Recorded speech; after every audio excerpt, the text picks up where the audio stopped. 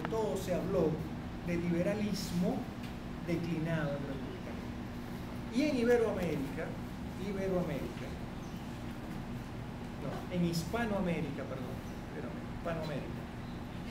se habló de republicanismo declinado en liberalismo, lo cual obviamente no es igual. Ahora vamos a hablar de Rousseau. Vamos a ver qué dice Rousseau. Fíjense. Lo primero, la definición de Rousseau de soberanía, la definición del poder político. Básicamente, fíjense lo que él dice.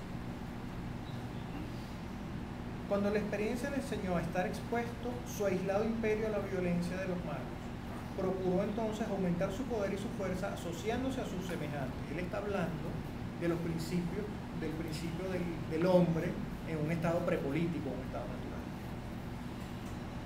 Se forman compañías en que cada socio pone por capitales aquellas virtudes intelectuales y corporales que sirven de material al contrato social, conviniéndose en no disponer ya de este caudal con toda aquella franqueza con que lo hacía en su anterior estado. Ahora, la voluntad general de los compañeros es la única regla que debe seguirse en la administración del fondo común, que resulta de la entrada de tantos peculios particulares, del cúmulo de tantas soberanías individuales.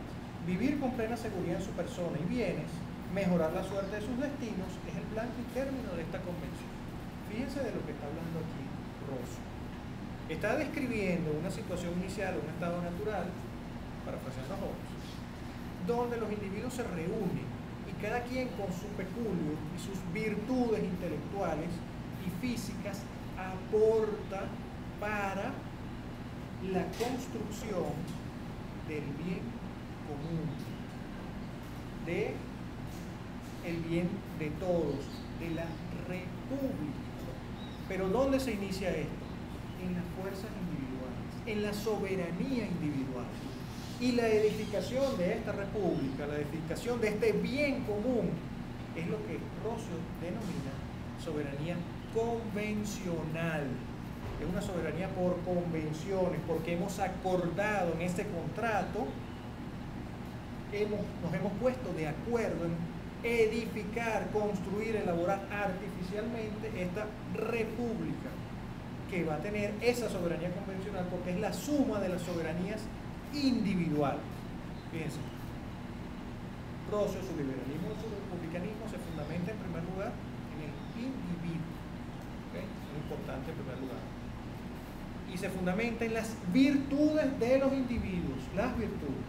Bien, en segundo lugar, hablemos del individualismo y las virtudes cívicas con mayor detenimiento.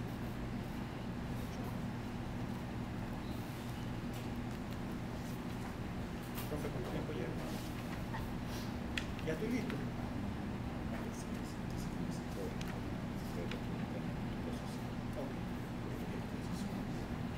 Muy bien. Fíjense lo que dice Rousseau hablando sobre la República Romana. Pero ¿cómo es que puede confederarse este caudillo? Él está hablando de un jefe judío que se alió a Roma en un momento determinado de la historia del pueblo judío. ¿Cómo es que puede confederarse este caudillo con unos paganos y una república que por ser popular merece el odio de los que se dicen ungidos ministros e imágenes tuyas, es decir, imágenes de Dios? En el libro 1 de los Macabeos se forma el cuadro de la soberanía del pueblo romano, de sus virtudes heroicas, de su poder irresistible, de su buena fe, de la rectitud y sabiduría de su senado, de su autoridad consular. El sagrado escritor de este panegírico le termina admirándose de que entre tanta majestad y carácter de grandeza, ninguno de estos republicanos llevaba diadema, ni se vestía de púrpura, ni siendo así que dominaban sobre tantos, siendo así que dominaban sobre tantos coronados y purpurados. ¿De dónde pues tanta soberanía, tanto poder y majestad? Pregunto yo ahora. De la unión de tantos individuos adornados de sentidos y potencias, de virtudes y brazos invencibles, en menos palabras, de la soberanía individual de cada uno de los miembros que la componen. La república se construye a partir de las virtudes del individuo, en sentido moral y en sentido político. ¿Sí? Bien.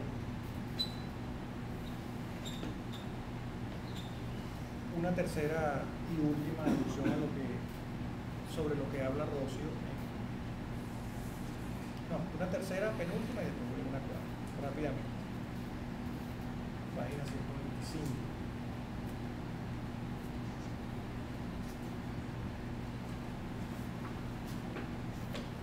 Fíjense lo que dice aquí Rocio. No era esta carta, oígase bien, carta, el compendio de la fortuna de ciertos individuos y familias. Ella era la salvaguardia de los intereses de la nación. Todo su tenor sería insignificante y vano si hubiese de quedar al arbitrio de un solo gobernante su ejecución. Si las tribus no hubiesen de retener el derecho de apremiarle a su cumplimiento, las tribus eran el conjunto del pueblo en total.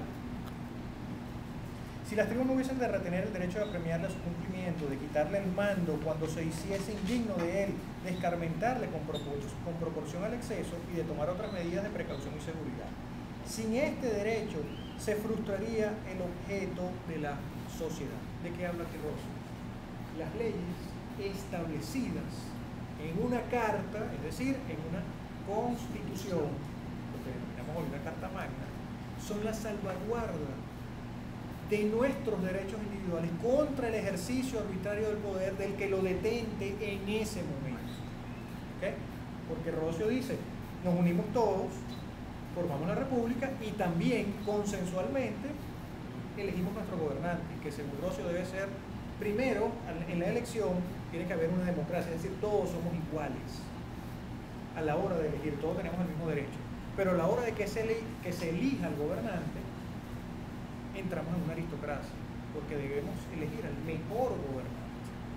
Pero ese gobernante tiene que estar estrictamente enmarcado en una constitución, es decir, yo soy constitucionalista. Y finalmente, sobre la definición de libertad de Rocio, punto muy importante. Rocio habla sobre lo que él concebía antes que era libertad. Alucinando con falsos nombres, mis ideas eran correlativas y por ellas me parecía que la libertad no era otra cosa que la licencia de hacer cada uno lo que se le antojase.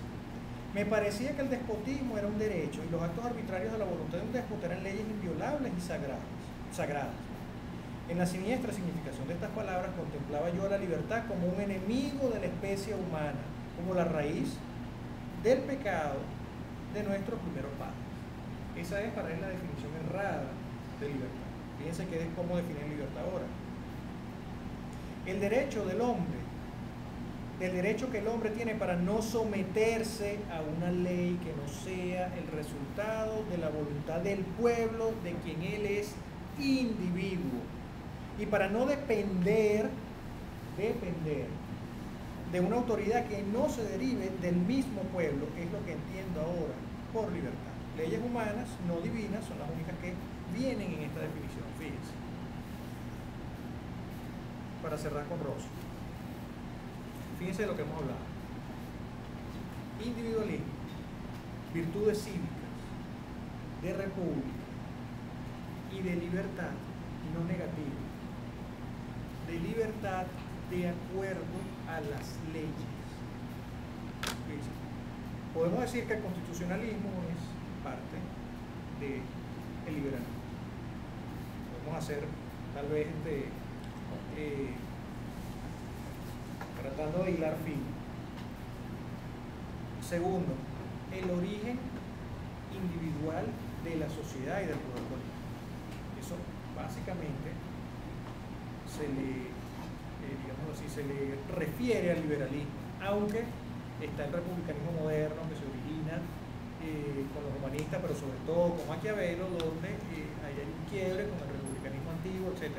No quiero meterme en esa definición ahorita porque el tiempo apremia. Pero básicamente siempre se considera que el individuo dentro de los sistemas liberales es el que origina la sociedad y el poder político. Por otro lado, Rocio habla de las virtudes que debe tener el pueblo y que deben tener los individuos para edificar la república. Y finalmente, la libertad es, o se da gracias no a la ausencia o el silencio de la ley, como diría Hobbes, que es el postulado de la libertad negativa, sino que más bien es el postulado de la libertad republicana. La libertad es posible gracias a las leyes y gracias a que no dependemos arbitrariamente de otro. Básicamente, una definición de libertad republicana y no una definición de libertad liberal o libertad negativa. Bien. La última parte. Ok. Desde el punto de vista metodológico, el profesor Kenton Skinner hizo allá en el año 69 del siglo pasado un artículo muy influyente denominado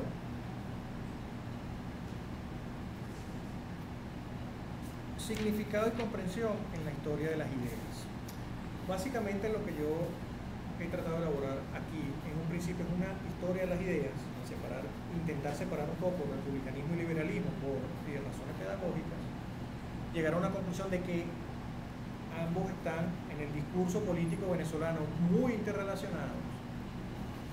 Pero el profesor Skinner en este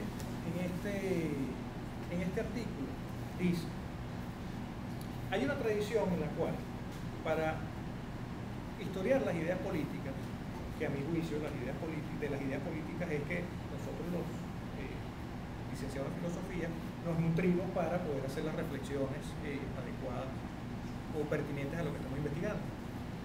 Él dice, tradicionalmente lo que se agarra es que un concepto que manejamos en el presente, llámese liberalismo o republicanismo, se lo endosamos, se lo adosamos a los autores del pasado. Y entonces tenemos la manía de buscar los temas recurrentes, por lo menos democracia. ¿Dónde está la democracia? ¿Dónde vemos los activos de la democracia? En la Edad Media. Cuando en la Edad Media precisamente la democracia brilló por su ausencia. Básicamente Skinner dice, esto es una manía que tenemos y yo quiero demostrar que no es así. Yo quiero mostrar que esto no es posible, porque cada tiempo, cada autor, cada cuerpo de ideas se manejó en un momento determinado, en unas circunstancias determinadas. Es decir, los textos no los podemos sacar de sus contextos. Tenemos que conocer el contexto para poder tener una mejor comprensión de los textos. Y dentro de todo esto, él dice, una de las cosas que se manejan erradamente en este tipo de historias, entre varias que él pone, es una denominada la mitología de la prolepsis. ¿Qué significa esto? Que es la clase de mitología en que nos disponemos a generar cuando estamos más interesados en la significación retrospectiva de un episodio que en el significado que tuvo para el agente en esa época. Como característica principal, en suma, de esta mitología, tenemos la refundición de la asimetría entre la significación de que un observador puede reclamar justificadamente que encuentra un episodio histórico determinado y el significado mismo que ese episodio pudo tener. Para explicarme un poco mejor, voy a poner un ejemplo sobre lo que dice el profesor Skinner, ¿verdad? Un problema similar sobre esta mitología de la prolepsis ha plagado la discusión de la filosofía política de Locke. Se nos dice a menudo, sin duda correctamente, que Locke fue uno de los fundadores de la escuela moderna, empírica y liberal del pensamiento político. Pero resulta demasiado frecuente que esta caracterización se escatime en la reivindicación de que el mismo Locke era después un teórico político liberal. ¿Qué quiere decir Skinner con esto? Que desde el presente le damos adjetivos a los pensadores del pasado, cuando por ejemplo Locke en ningún momento llegó a nombrar la palabra por allí liberal, o muy espaciadamente, si es que realmente la nombró. Finalmente, basándome en esta consideración del profesor Skinner, es que fundamento digámoslo así, mi inquietud sobre lo que dice la profesora Ruiz. Que la profesora Ruiz dice, y voy a hacer una última lectura, 6.3. Fíjense, en un libro denominado La Aurora de la Libertad, que también es coordinador el profesor Fernández Sebastián, y en un artículo también que la profesora Leal Learcuriel, Guerrero y Plaza hicieron sobre el liberalismo aquí en Venezuela, fíjense lo que ellas mencionan de la profesora Ruiz.